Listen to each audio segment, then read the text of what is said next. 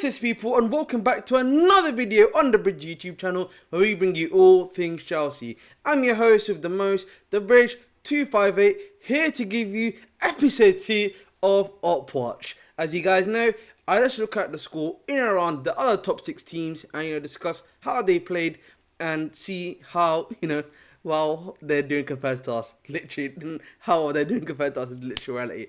But let's start with the main one, which I've just finished watching, which is Arsenal versus Manchester United. Let's get into that one first. So that game ended 3-1. Goals scored for Arsenal were from Odegaard, Rice, and then Gabby Jesus. And then for Manchester United, the opening goal, which was scored by Marcus Rashford. Anyway, let's get into it. So I think, honestly for me, in the first half, I felt like it was a bit more a bit more Arsenal. Arsenal kind of being a bit more attacked. They were being a bit more dangerous. Man United were looking really just to counter. I think that's what they were trying to do anyway for the majority of the game. They were just trying to counter Arsenal, essentially, tried to get on the counter. They did that essentially with the Rashford goal, able to get that goal in via there, and Rashford was able to score. And then obviously for that disallowed goal that happened for Garnacho was pretty much similar. Able to get them out on the break, hit the ball into Garnacho. Just Garnacho was really slightly offside. And then, I don't know what happened after that goal that was scored by the disallowed goal by Garnacho. It just felt like United, just kind of like dropped a level essentially in my opinion. And then, Arsenal, because they were trying to force the issue, were able to do it.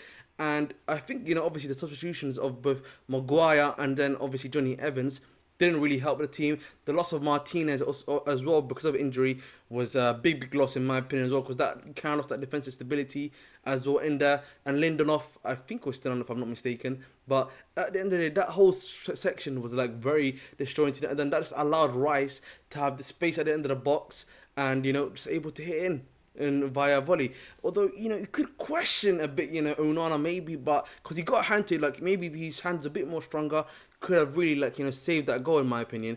But it pretty much is where it is there. But, again, Arsenal finally managed to get that win against Manchester United. It was a much needed win, I think, from their point of view. Obviously, there's been a lot of questions being asked about Arteta. Why is he starting Havertz in the midfield? He needs to stop changing the system. Obviously, he brought in Zinchenko this game, played Gabriel, played Ben White in his OG position as well. So, but only difference really you could say was the success of Xhaka. He had Havertz in there pretty much. So, and obviously instead of Gabriel Jesus, who's probably his starter, he had Nketiah on too. But really, other than that, man, they were pretty much playing the same thing as always. And, it's a good thing for Arsenal that they managed to get this win. But, over to the United side of things, seems there's a lot of injuries. They're starting to the injuries starting to mount for them. Again, Martinez is out, Varane is out, Luke Shaw's out, Malacia is out. So, the injuries seem to be piling up slowly but surely. So, it's kind of, if you're a United fan, you might be worried, man, that, maybe you didn't do enough work in the market. Maybe another centre-back was necessary. Maybe another guy was necessary here or there. But yeah, man, it's not looking good. And also, the news about Sancho not being ready at all, not even doing well in training, probably is a concern now because other than Anthony, Rashford, Højlund, of course, and Martial was giving you some level output. Only Garnacho is basically the other guy, attacker on your bench essentially. So worrying times, man, worrying times indeed. I think from at least the amount of people they have that they can bring in to provide some level of quality for Manchester United. I think from my point of view at the end of the day. So, but again, we'll see. Usually they were able to somewhat handle this last season, I think, but we'll see how it goes this season. I'm saying this is a new season. We'll see what happens there, in my opinion. Now let's move on to the next game that happened today, which is Liverpool Aston Villa. Yeah, I can't even lie to you, lads. Liverpool just cooked them. Obviously, I think yes, Aston Villa had a few chances via Diaby and as such, but when it came down to it, bro, that attack force from Liverpool, I know a lot of people have spoken about it. Of that attack force, man, it's unstoppable, man. It's unstoppable, man. Obviously, the first goal, Szoboszlai, very good goal. Top tier goal in my opinion. That shot, man, big up to Szoboszlai. If you watch him in the Bundesliga like myself, RB Leipzig, he's got that in his locker. Top from him. Mo Salah, Darwin Núñez, Luis Diaz, bro. They were causing riots on that attack, bro. They were Paul Torres, man, barbecue chicken. Yeah, man, but Paul Torres was barbecue chicken, mate. This is not La Liga, my friend. He was getting cooked. No cap, bro. But you could probably say, like, if you wanted to, that, oh, obviously they were missing Ramsey, Aston Villa, they were missing some of their players, but hey, man, it's not an excuse. There was quite a poor performance from them, and defensively, it's very worrying, man. Unai Emery's got to do something about that defense, particularly when it comes to Pau Torres. In regards to the midfield area, in my opinion, for Liverpool, it looked solid, kind of was working, I would say. So it did the job that he needed to do. Again, I think, maybe against a full-fledged top, upper tier opposition, we'll probably see how it's able to handle, what it's doing there, pretty much. But we'll see, man, we'll see. But that 3 was working for the time being, in my opinion. But we'll see again, you know what I'm saying to you. So that's pretty much that game there, because that was literally a riot. Another riot that took place was really Man City Fulham 5-1.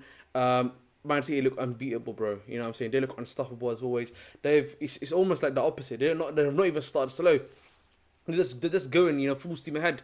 Like, it's almost like the steam engine didn't even stop for a break and some holidays. Honestly, bro, they are just cooking. Haaland's doing assists now. You know what I'm saying, to Alvarez and that sort of thing. You know what I mean? He's even starting to get assists in his locker. Damn, he's looking scary, man. I can't lie to you, man. It's looking very scary indeed. Alvarez is working out. He's doing a good job. He was doing a good job there. Attacking wise, he looked very good in my opinion.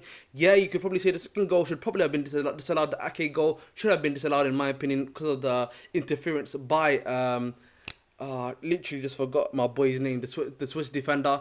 I forgot his name. We'll come back to him. Generally, just literally escaped my mind. But yeah, he was having a top performance in my opinion too. But listen, man, at the end of the day, when it comes down to it, they had good performances. They playing well. They look unstoppable. For me, they're winning the league, man. Honestly, they look like they're gonna be cruising towards the league this season, man. That's how unstoppable they look at, man. It hurts me to say that too, It hurts me to say that too, but hey, man, Chelsea have no way of doing that this season anyway. So let's keep it up, buck lads. So it's what it is. Let's move on now. Obviously, we've talked about the other squads. Let's talk about Tottenham. You know what I mean? I've got a Spurs mate of mine. He's been calling Ange Ball. He saved my life. That's what they're saying, man. They're playing some beautiful football, man. I can't lie to you, man. They are playing some sensational, scintillating football. Son, the number 9, man, it's working.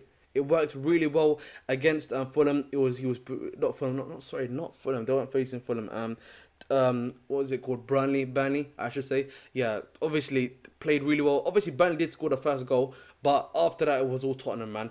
That pass for Mano Solomon to Sons to make his first goal, which was a nice little dink over the goalkeeper, and I think there's a player in front of the goalkeeper too, was sensational. Then that Romero semi-volley that he scored, oh, I can't lie to you, man. That was a beautiful goal too, man, in my opinion. Very beautiful goal there. Puts it in, hits it into the net. You then obviously got that Maddison goal, just outside the box. Nice little cut in and shoot. Oh, man. Breathtaking, man. Breathtaking at best. Then the second Son's goal again. Other 2 goals were both amazing as well. But look, man, they're cooking. They're scoring a lot of goals. They're producing really well. Udogie looks good. Sarr looks good. Basira's back to his best. Honestly, man, you know what I mean? Chelsea, man, we need to... They look like a very strong team, man. I honestly do believe they can get top 6, in my opinion. Like, as long as that first 11 doesn't get ended, they're Gucci, man. Honestly. But it's very worrying, man. You know what I'm saying? A lot of the other opposition teams have gotten to a very fast and effective start, you could say, barring what maybe Arsenal. But even Arsenal, but that win against, Manchester United, man, that was an amazing result for them, man. That would most definitely kickstart them even into high gears there. But yeah, man, other one we can probably talk about quickly, of course, is Brighton, Newcastle. Brighton just cooked that, man. Evan Ferguson hat-trick too. My word, man. Newcastle, I don't know what's going on there, bro, but they need to fix up quickly. Man. Champions League football, I think, is just after, if I'm not mistaken, the international break too. So they need to start getting ready for that one soon. They need, and like the way they're playing right now, not sustainable at all.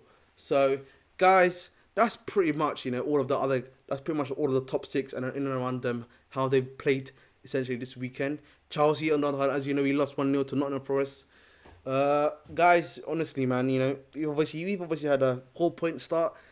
Compared to the guys that obviously, this is the Ops, barring what obviously United lost today, but barring all of them, they're looking very strong, man. We need to do better than that, man.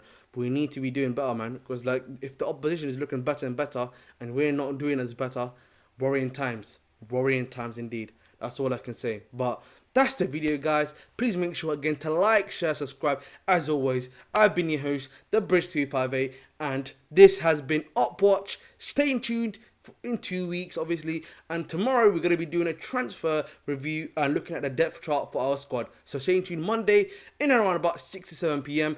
You'll see it obviously in the timeline once it's up there on my YouTube channel. Thank you very much, guys, for watching.